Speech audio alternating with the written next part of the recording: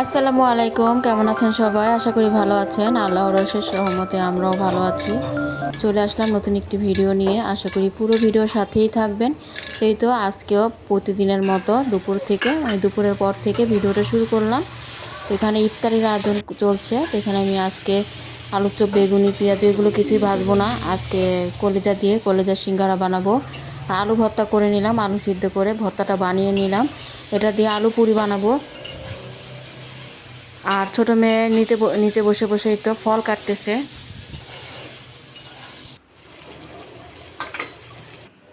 তো আমি এখানে আটা মাখিয়ে নিলাম। ইফতারির বেশি একটা টাইম নাই, তো এগুলো তো সাথে সাথেই ভাজতে হয়, আর না হলে ঠান্ডা হয়ে যাবে। আর গরম গরম খেতেই মজা, তাই ইফতারির আগ মুহূর্তে আমি সব কিছু রেডি করে রাখছিলাম। এখনই তো বানিয়ে নিচ্ছি। তো প্রথমে আলু পুরিগুলো বানিয়ে নিব।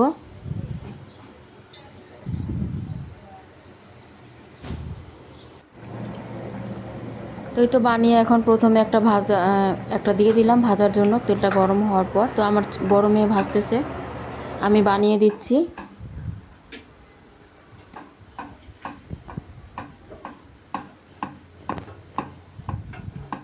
একটু বড় বড় করে আলু পুরিগুলো বানাবো, কারণ পুরির ভিতরে আলু ভর্তা একটু বেশি করে দিয়েছি। আর এদিকে ছোট মেয়ে তো ইফতারি সব কিছু রেডি করে ফেললো।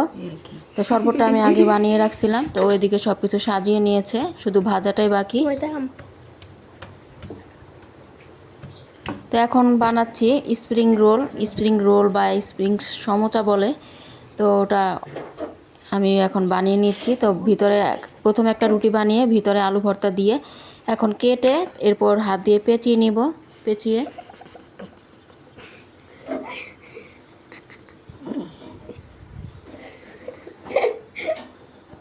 এটা কি করলো? তো এদিকে আমার মেয়ে ভাজতেছে। তো পুরি ভাজার পর এরপর সিঙ্গারাগুলো বানিয়ে নিচ্ছে।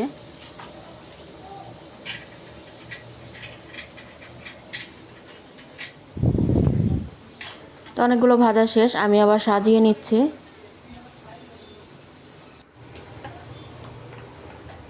তো সব শেষে এখন স্প্রিং যে রোলগুলো দেখতেছি যে আলু ভর্তা বেরিয়ে যাচ্ছে, এজন্য একটু আটা গুলিয়ে ওটার মধ্যে চুবিয়ে এরপর ভেজে নিচ্ছি।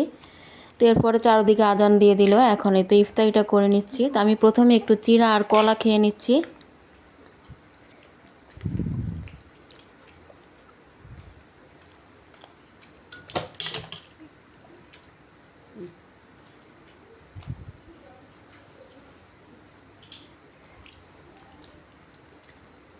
তো পুরিগুলা গরম গরম মজাই লাগছে।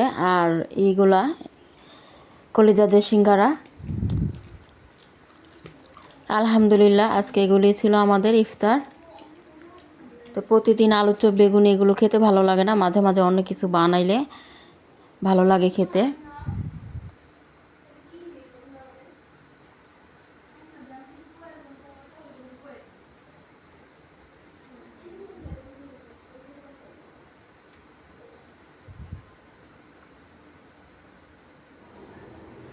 তো এরপর ইফতারের পর একটু জিরিয়ে এখনই তো রান্না বসাবো। তো আজকে লাউ রান্না করব ডিম দিয়ে, ডিম ভেঙে, আর শিং মাছ ভুনা করব মটরশুঁটি টমেটো দিয়ে।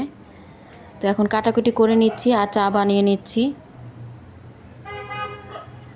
আর পালং শাকটা আমি দুপুরেই যখন নিয়ে আসছি তখনই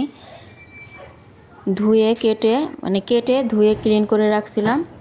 তো এখন প্রথমে আমি হালকা হালকা মশলা দিয়ে প্রেশার কুকারে লাউটা বসায় দিচ্ছি। তো এই তো আদা রসুনের বাটা, হালকা হালকা হলুদ মরিচের গুঁড়া দিয়ে ধনিয়া গুঁড়া দিয়ে বসিয়ে দিব। এরপর যখন হয়ে যাবে নামিয়ে বাগার দিব।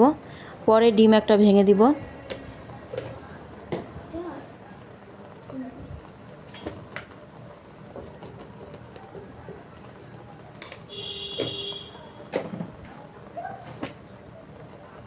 তো যে কোনো মাছ দিয়ে রান্না করলে বাগার দিয়েই বসাই। তো আজকে নিরামিষের মতো রান্না করব, তাই প্রথমে আমি হলুদ মরিচের গুঁড়া, আদা রসুনের বাটা দিয়ে অল্প একটু পানি দিয়ে প্রেশার কুকারে দিয়ে দিচ্ছি। এরপর হয়ে গেলে নামিয়ে বাগার দিয়ে দিব রসুন কুচি আর পেঁয়াজ দিয়ে। এরপর একটা ডিম ভেঙে দিয়ে দিব। এভাবেও কিন্তু খেতে ভালো লাগে। তো এখন বসাচ্ছি আমি শাক। তো শাক আজকে ভাজি করব। তো রসুন কুচি আর পেঁয়াজ কুচি আর দুইটা কাঁচামরিচ ফালি করে দিয়ে দিলাম। তো একেবারে আমি বাগার দিয়ে বসাবো। তো সবসময় তো ঝোল রান্না করা হয়, আজকে ভাজি করব। তো রসুন কুচি আর পেঁয়াজটা একটু ভেজে নিয়ে এরপর এই পালং শাকটা দিয়ে দিলাম।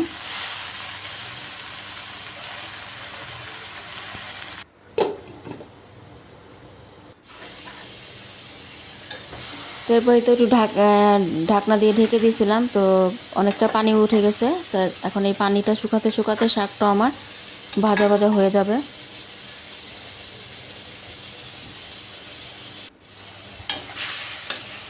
এই তো নেড়ে চেড়ে দিচ্ছি।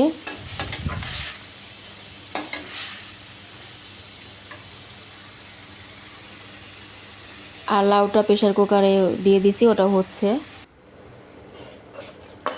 তো শাকটা আমার হয়ে গেছে, এখন নামিয়ে নিলাম শাকটা।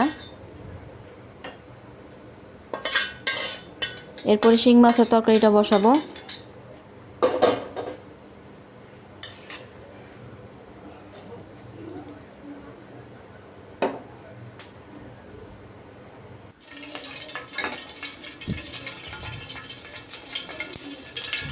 তো তেল দিয়ে একটু গরম হওয়ার পর এখন পেঁয়াজ কুচি আর একটা কাঁচামরিচ দিয়ে দিলাম।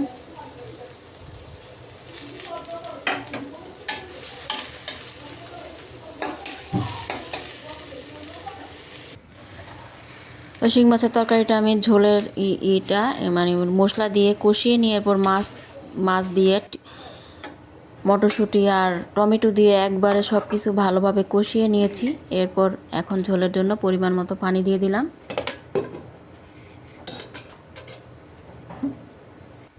আর এদিক দিয়ে এই যে রসুন কুচি আর পেঁয়াজ কুচি দিয়ে দিলাম। এখন লাউটা আমি বাগার দিব।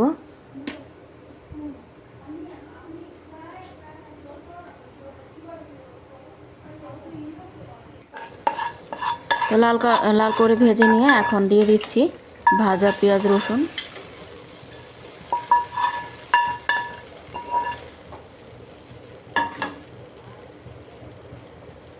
তো একটা ডিম ফেটিয়ে রাখছিলাম, ও ডিমটাও দিয়ে দিলাম।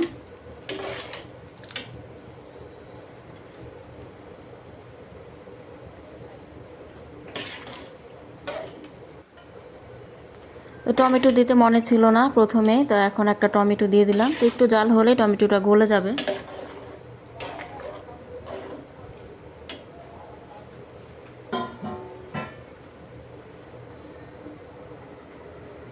আর এদিকে আমার মাছের তরকারিটাও হচ্ছে।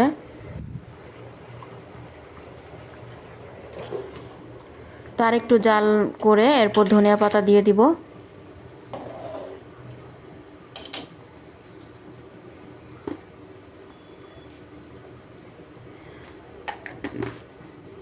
একটু ভাজা জিরার গুঁড়ো দিয়ে দিলাম ঘ্রাণের জন্য। তো তরকারিটা আমার প্রায় হয়ে গেছে, এখন ধনিয়া পাতা ভাজা জিরার গুঁড়ো দিয়ে দিলাম। তো রোজার দিন তো এজন্য একটু ঝাল কম করে দিয়েছি, রোজার দিনে তো ঝাল খাওয়া যায় না, এজন্য তরকারিটা একটু হালকা সাদা সাদা দেখা যাচ্ছে।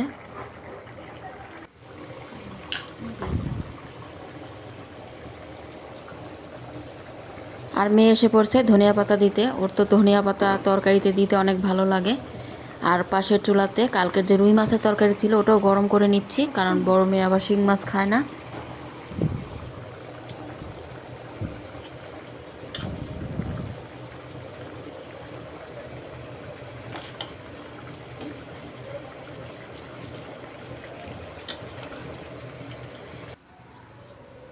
তো রান্না বাড়া শেষ আজকের মতো, চুলাটা ঠান্ডা হলে মুছে নিব। এই তো আমার শিং মাছের তরকারি, লাউয়ের তরকারি আর শাক ভাজি। তো আজকের মতো ভিডিওটি এই পর্যন্তই ছিল। সবাই ভালো থাকবেন, সুস্থ থাকবেন, আর ভালো লাগলে লাইক কমেন্ট শেয়ার করে সাবস্ক্রাইব করে আমাদের পাশেই থাকবেন। আল্লাহ হাফেজ, আসসালামু আলাইকুম।